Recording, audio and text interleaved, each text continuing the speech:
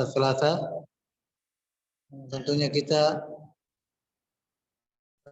dahulu memuji Allah Subhanahu wa taala, mensyukuri atas nikmat yang Allah berikan kepada kita, karena kita masih diberikan kesempatan hingga saat ini untuk merasakan hari-hari yang mulia ini, ya terutama pada tanggal 9 Zulhijjah ini merupakan ya hari Arafah, di mana para jemaah haji sekarang melakukan wukuf di Arafah, dan dianjurkan bagi yang tidak melaksanakan haji untuk melaksanakan puasa pada hari ini, di mana diberikan janji keutamaan akan dihapuskan dosanya baik setahun yang lalu dan setahun yang akan datang. Namun tentunya perlu digarisbawahi hal ini, bahwasanya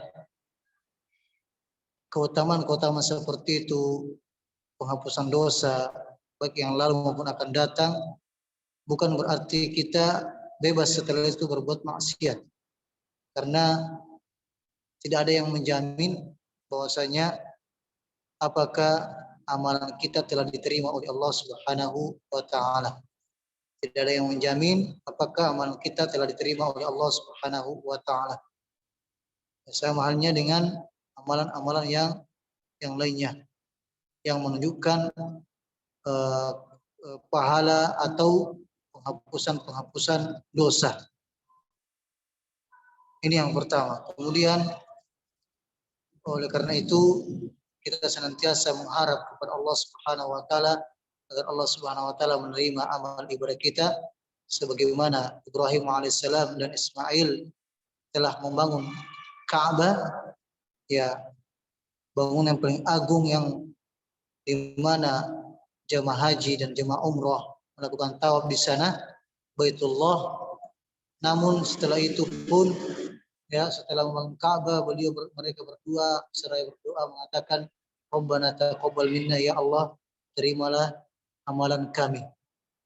Ini menunjukkan begitu pentingnya kita yang mengharapkan agar Allah Subhanahu wa taala menerima amalan kita dan tidak merasa lebih baik daripada yang lain, atau merasa telah diterima amalan kita sehingga maunya kita berbuat ya hal-hal yang tidak diridhai oleh Allah Subhanahu wa taala. Kemudian selanjutnya bahwasanya hari Arafah ini sebagaimana kita ketahui, khairul doa yaumi Arafah, sebaik-baik doa adalah doa yaumi Arafah, baik sebaik-baik doa adalah doa yang kita ya panjatkan kepada Allah Subhanahu wa taala pada hari Arafah. Oleh karena itu kita tidak terlalu lama nantinya untuk pertemuan kita ini, sehingga para ikhwah ya memfokuskan untuk memperbanyak doa pada hari yang mulia ini sampai terbenamnya matahari.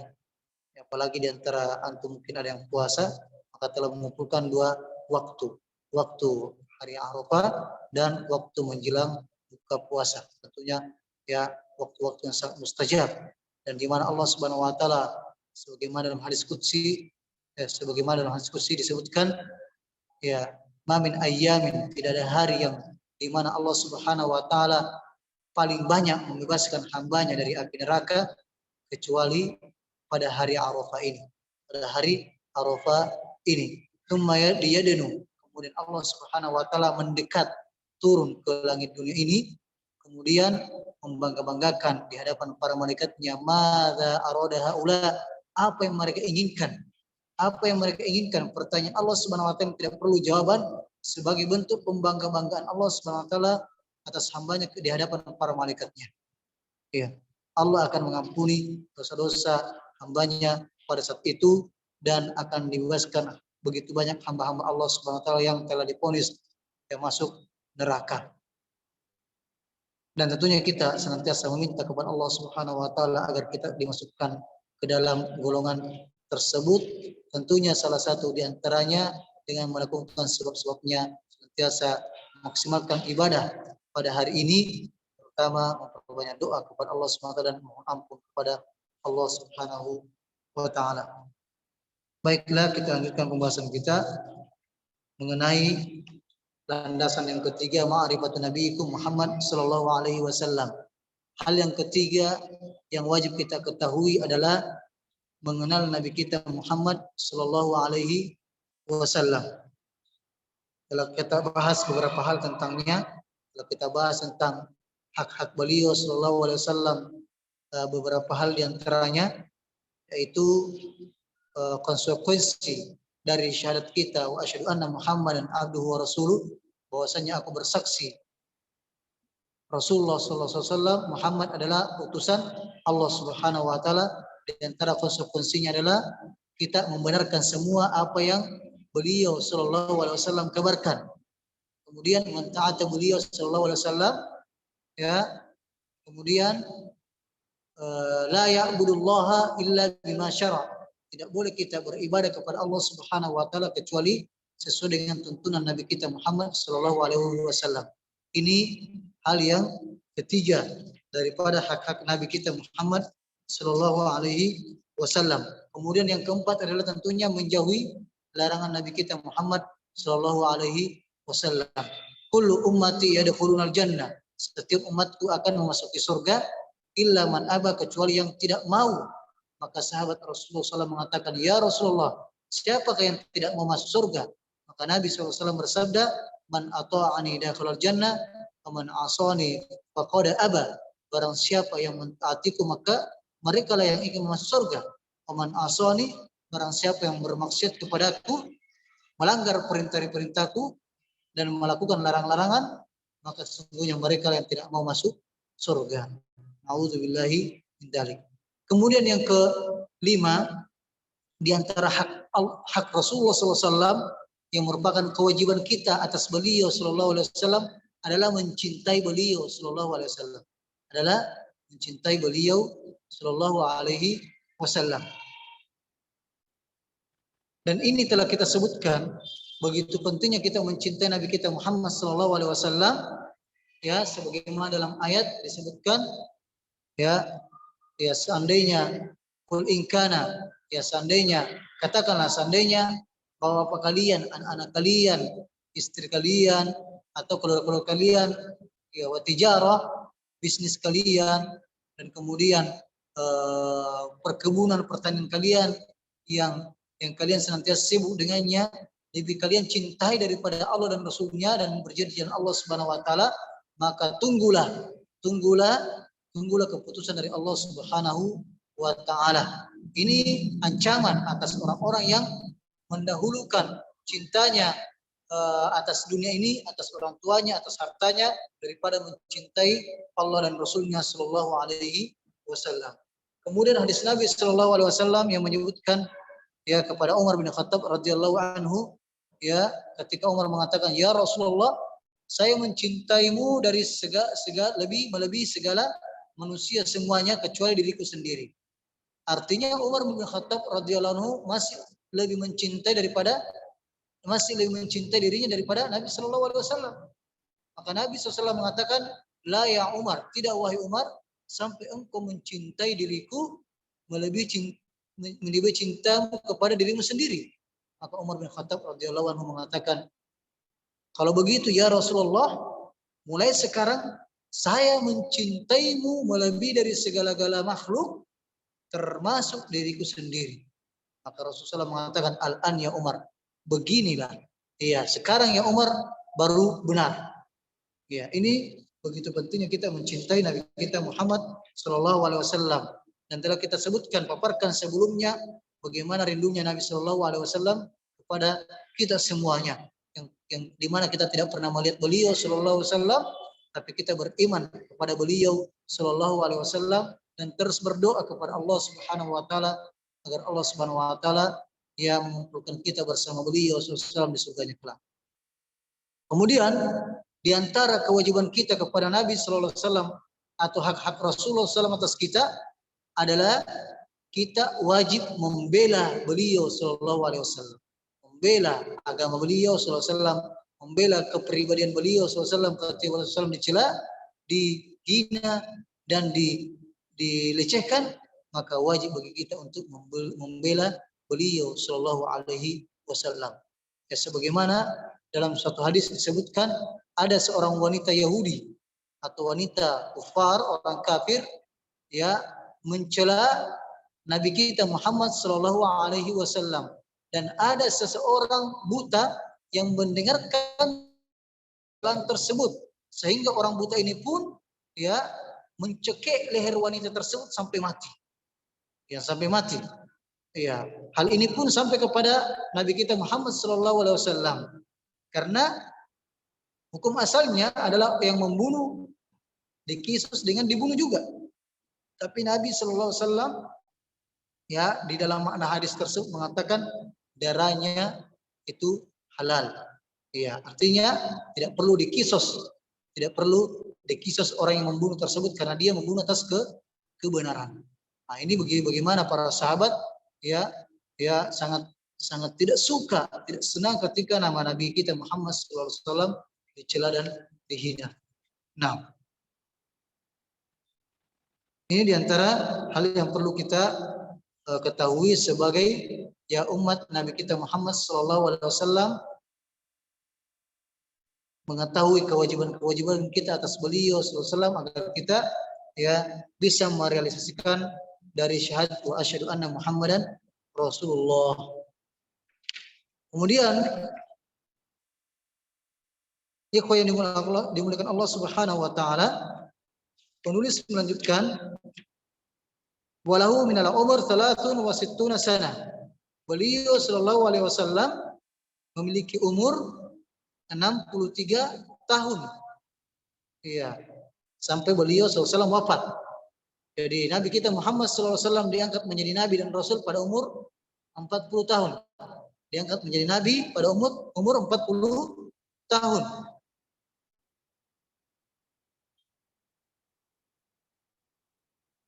Ya. Kemudian beliau SAW tentunya menikah dengan Khadijah pada umur 25 tahun dan diangkat menjadi Nabi pada umur 40 tahun dan berdakwah. Di sini disebutkan minha arba'una qabla an-nubuwah. Minha arba'una qabla an-nubuwah. Ya. Umur beliau sallallahu alaihi wasallam 40 sebelum menjadi nabi. Kemudian 10 tahun, 3 tahun, ya, berdakwah secara sembunyi-sembunyi di Mekah. Ya, pada 3 tahun, kemudian 10 tahun berdakwah secara terang-terangan. Sehingga umur beliau sallallahu alaihi wasallam beliau habiskan selama 13 tahun untuk berdakwah di Mekah. Setelah itu Nabi kita Muhammad sallallahu alaihi wasallam berhijrah ke Madinah. Berhijrah ke Madinah. Namun sebelumnya disebutkan di sini bahwasanya pada tahun ke-10 kenabian, pada tahun ke-10 kenabian, yaitu 10 tahun setelah menjadi nabi, ya, beliau sallallahu alaihi wasallam diuji oleh Allah Subhanahu wa taala dengan wafatnya istri beliau Khadijah radhiyallahu anha. Dan juga wafatnya siapa? Pamannya Abu Thalib. Pamannya Abu Thalib. Yang dimana ketika selama Abu Thalib masih hidup saat itu, orang-orang sekitarnya, ya, orang-orang kafir tidak berani menyakiti Nabi kita Muhammad sallallahu alaihi wasallam. Ya. Beliau membela Nabi kita Muhammad sallallahu alaihi wasallam, ya, walaupun pada akhirnya Abu Thalib ini meninggal dalam keadaan kafir tidak bersyahadat. Ini disebabkan karena apa? Ya, teman-temannya yang jahat itu. Ya, ketika Abu Thalib ingin meninggal, ya, Nabi kita Muhammad SAW masuk dan berupaya agar Abu Thalib mengatakan la ilaha illallah. Qul ya ammi la ilaha illallah. Wahai pamanku, katakanlah la ilaha illallah. Namun di samping Abu Thalib ini ada, ya, orang-orang kafir juga, teman-temannya dari keluarganya juga, yang mengatakan atarghabu an millati Abdul Muthalib, apakah engkau akan meninggalkan agama nenek moyang kamu? Nah, ini bahayanya teman-teman yang buruk. Ya, begitu bahaya teman-teman yang buruk sampai pada sakaratul maut seperti itu, ya masih dibisikkan untuk ya agar menjadi kufur.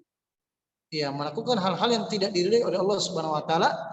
Nabi SAW memulai kembali kuliah ammi, wahai pamanku, katakanlah la ilaha illallah, tapi akhirnya dia tidak bisa mengatakannya dan meninggal dalam keadaan kekufuran.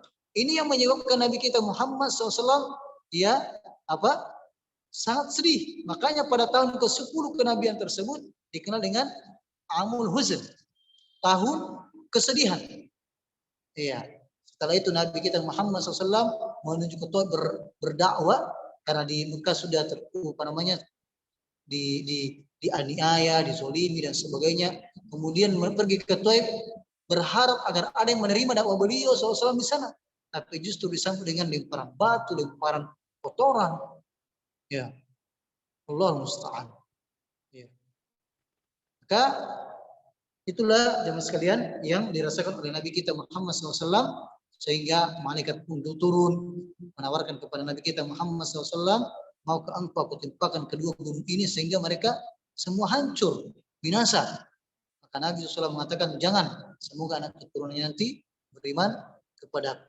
Begitu sabarnya Nabi kita Muhammad SAW, dan begitu harisnya, begitu besar harapan beliau SAW agar mendapatkan hidayah dari Allah Subhanahu wa taala. Dan tahun ke-10 juga tersebut, ya tahun ke-10 kenabian, ya pada umur beliau sallallahu alaihi wasallam pada umur 50 tahun, pada tahun itu juga beliau sallallahu alaihi wasallam urija ila sama, Isra Mi'rajkan. Iya. Diperjalankan dari Masjidil Haram menuju Masjid Aqsa. Kemudian diangkat urija, dimi'rajkan ke langit ke-7 untuk menerima salat dari Allah Subhanahu wa taala. Dan ini juga merupakan dalil yang sangat kuat yang menunjukkan bahwasanya Allah Subhanahu wa taala berada di atas.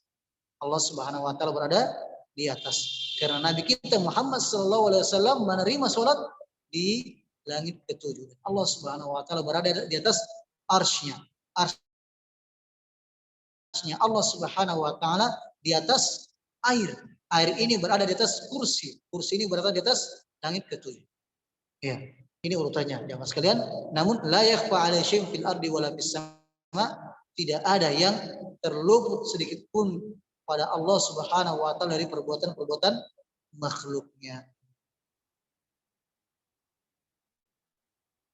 Ya, kemudian beliau sallallahu alaihi wasallam di sini disebutkan nubbi'a bi Iqra wa ursila bil Muddatsir. Beliau sallallahu alaihi wasallam diutus menjadi dengan ditandai apa? Turunnya 5 ayat yang pertama di surah Al-Alaq.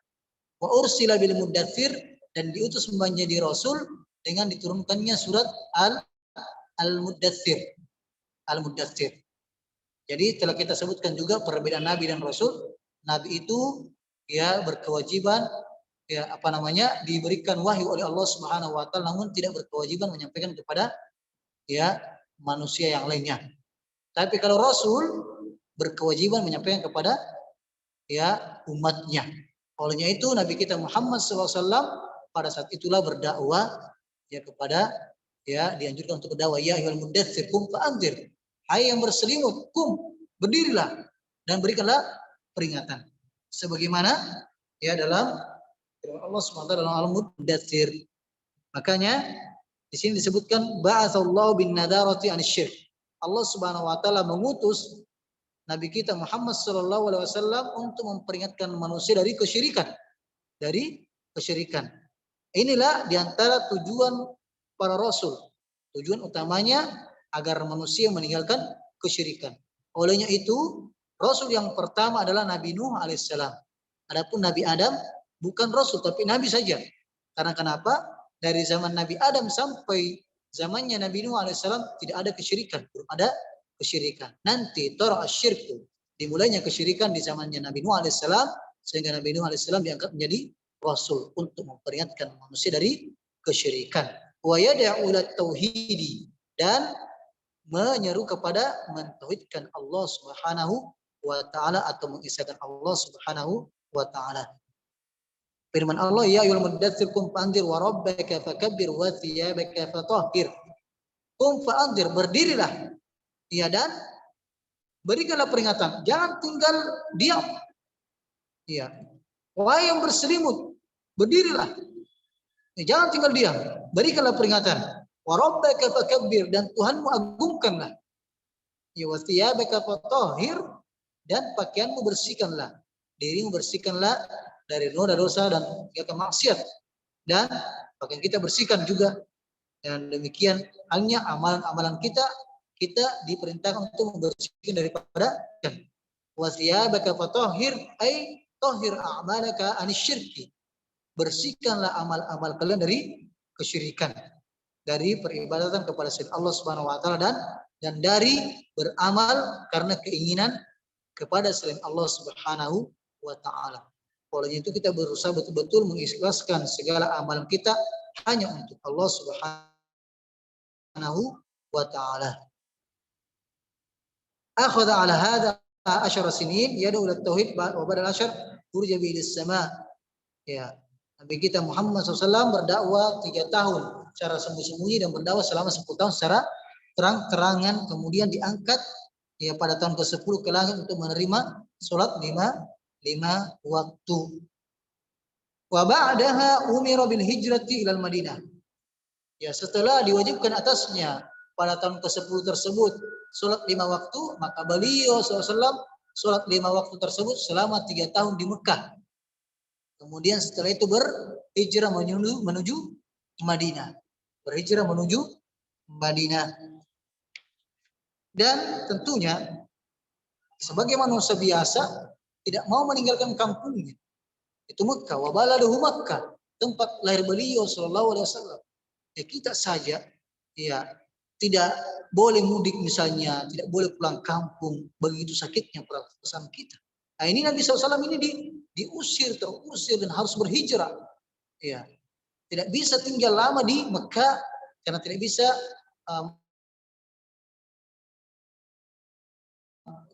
bayangkan 13 tahun berdakwah karena di setiap musim haji, karena musim ya haji itu sudah sejak syariat Nabi Ibrahim alaihissalam. Ya, haji itu sejak ya Nabi Ibrahim alaihissalam. Tapi nanti kewajiban bagi umat Nabi SAW pada saat beliau SAW diutus menjadi Nabi dan Rasul pada tahun 9 atau ya 10 ya Hijriah ketika sudah berada di Madinah. Tapi asalnya haji itu orang-orang jahili dulu berhaji menuju Ka'bah. Ya, tawaf. Dan orang-orang jahili pun karena mereka mengagungkan Ka'bah, mereka pun tawaf sambil dengan tidak berpakaian telanjang. Karena mengagungkan Ka'bah. Kenapa? Ya, karena mereka beranggapan ini pakaiannya hasil daripada kemaksiatan. Ya, maka mereka pun tawaf dalam keadaan telanjang. Tapi ketika Abu Bakar Siddiq radhiyallahu anhu, ya karena di saat perintah haji telah turun, ya Nabi SAW menunda untuk berhaji, tetapi menyuruh Abu Bakar terlebih dahulu berhaji. Maka Abu Bakar pun ya menyuruh siapa? Ketika manusia melihat masih terlihat tawaf dalam keadaan telanjang, maka Abu Bakar pun dan yang lainnya menyuruh untuk agar tidak tawaf lagi dalam keadaan telanjang saat itu. Jadi setiap musim haji Nabi SAW menawarkan kepada kabilah-kabilah yang datang berhaji agar mereka mau masuk Islam. Nah, disitulah Nabi SAW berdakwah. Nah, ternyata ada yang terima dari kalangan Yathrib, dari penduduk Madinah. Nah, Yathrib merupakan nama dahulu Madinah. Dengan hal tersebutlah Nabi SAW menyuruh para sahabat berhijrah ke Madinah. Setelah itu Nabi SAW yang menyusul bersama sahabat Abu Bakar Siddiq radhiyallahu anhu. Nah, kemudian di sini disebutkan ikhwan Allah Subhanahu wa taala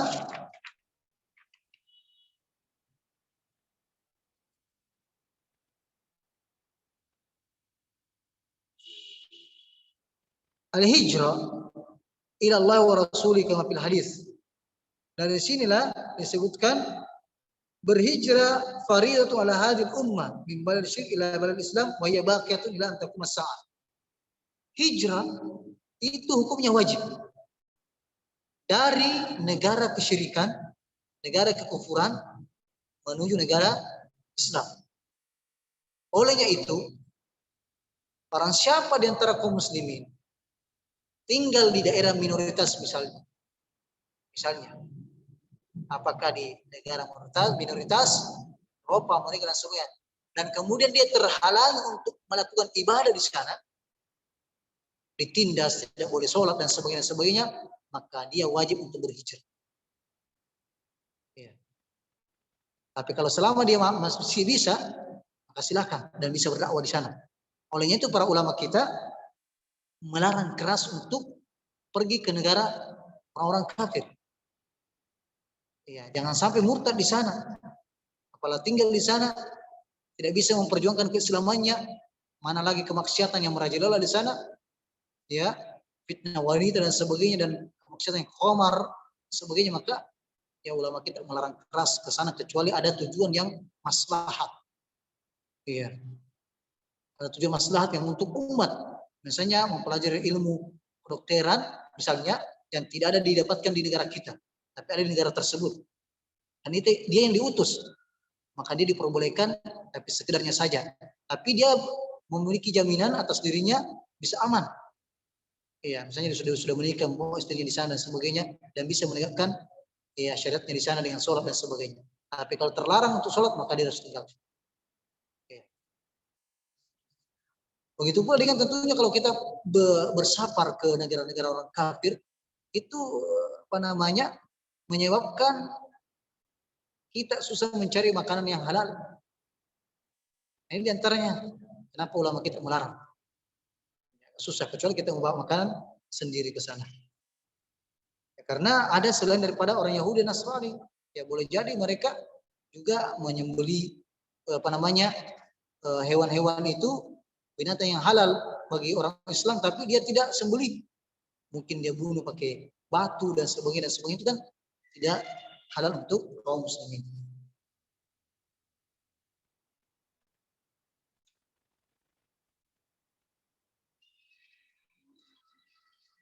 Di sini disebutkan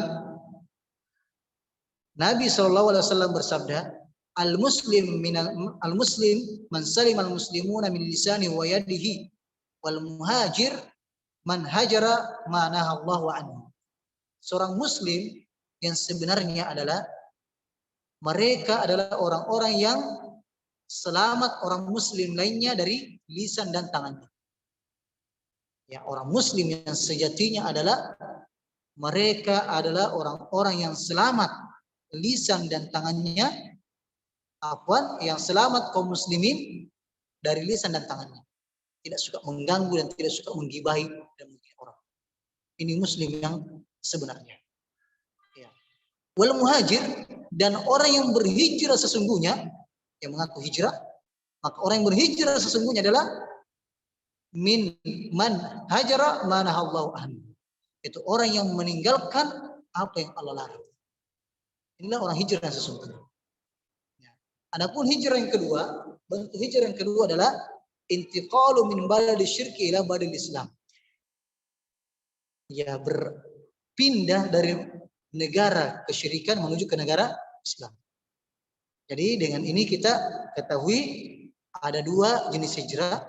Pertama, hijrah kita meninggalkan kemaksiatan, ya, tidak melakukan kemaksiatan.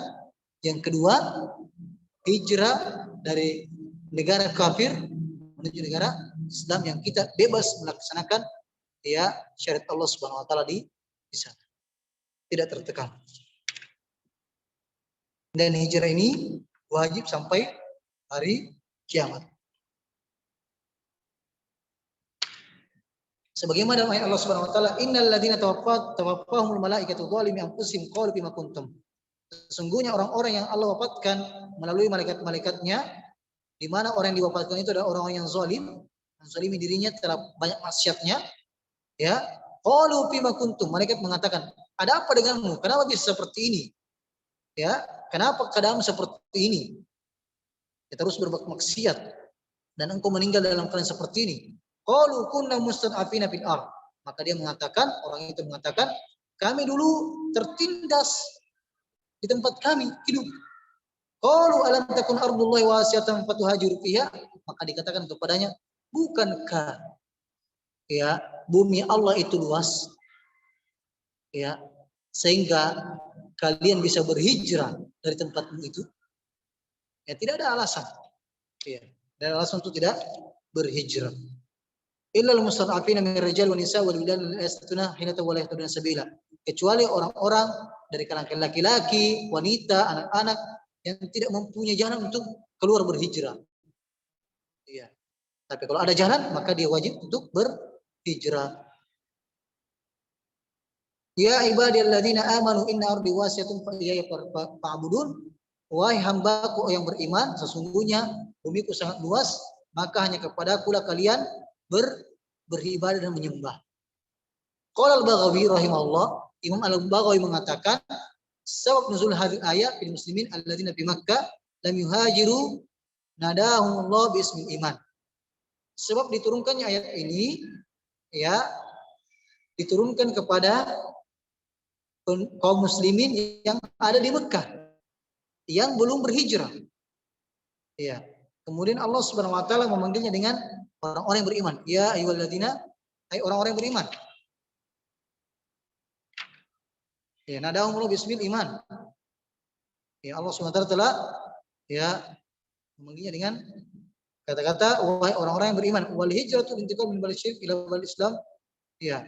Olehnya itu wajib atas mereka untuk meninggalkan agama-agama negara mereka yang di mana negara tersebut dia tidak bisa melaksanakan syariat Allah Subhanahu wa taala, tertindas di sana. Maka mereka pun disuruh untuk berhijrah meninggalkan Mekah menuju Madinah. Dan kapan kaum muslimin kembali jemaah sekalian? Pada Fathu Mekah. Pada tahun 8 atau 9 Hijriah. Setelah 8 atau 9 tahun berada di Madinah baru bisa kembali. Ya walaupun pada tahun ke-7 kembali berumrah, tapi kembali kemudian ke Madinah, dan ada yang tinggal dan ada yang kebanyakan ya pulang ke Madinah kembali dan tidak kembali ke Mekah, kecuali orang-orang yang nanti Islam di Fathu Mekah. Ya ketika pembebasan kota Mekah, di antara ahli Mekah tetap kembali ke kampung Mekah. Namun Nabi Shallallahu Alaihi Wasallam ya beliau memilih untuk kembali ke Madinah dan wafat di sana. Shallallahu Alaihi Wasallam.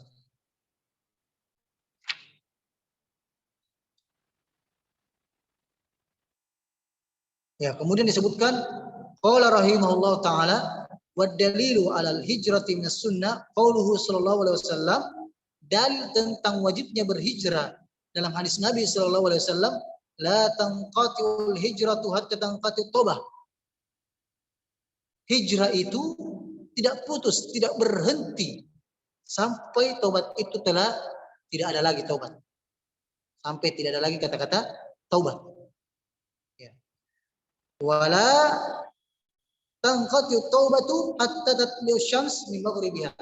Dan taubat itu belum terputus atau senantiasa taubat itu, pintu taubat masih terbuka sampai kapan? Sampai matahari terbit dari sebelah barat.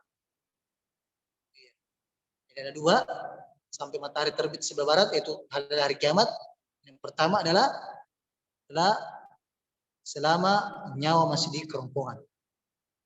Malam yugharghir. Kalau sudah sesak-sesak sudah meninggal, maka tidak ada gunanya lagi bertaubat. Bagaimana Fir'aun, ya, ketika sudah ditenggelamkan barulah mengaku saya telah beriman kepada Tuhannya Musa. Tapi itu tidak dianggap oleh Allah Subhanahu wa taala. Nauzubillahi min dzalik. Tapi diapakan? Diselamatkan badannya, jasadnya, agar orang yang mengambil pelajaran bagaimana binasanya Fir'aun karena keingkarannya kepada Allah Subhanahu wa taala. Ya mungkin kita cukupkan karena sudah jam 5. Mohon maaf atas segala kekurangan. Semoga Allah Subhanahu wa taala masih mempertemukan kita pada pertemuan berikutnya. Segala yang benar datangnya dari Allah Subhanahu wa taala dan mohon diluruskan dari kesalahan. karena kami adalah manusia biasa dan mohon diampunkan kepada Allah SWT atas kesalahan yang kami sebutkan dan sampaikan. Subhanakallahumma wa bihamdika asyhadu an la ilaha illa anta astaghfiruka wa atubu ilaik. Wa sallallahu ala nabiyyina Muhammad walhamdulillahi alamin. Silakan kalau ada yang bertanya, satu pertanyaan cukup, kemudian ditutup oleh moderator. Silakan moderator. Baik, jadi kepada ikhwas sekalian, kami buka sesi pertanyaan. Jika ada yang ingin bertanya, kami persilahkan. Mungkin bisa menggunakan fitur raise hand. Dan sudah ada satu yang ingin bertanya kepada Ahi Yusril, kami persilahkan.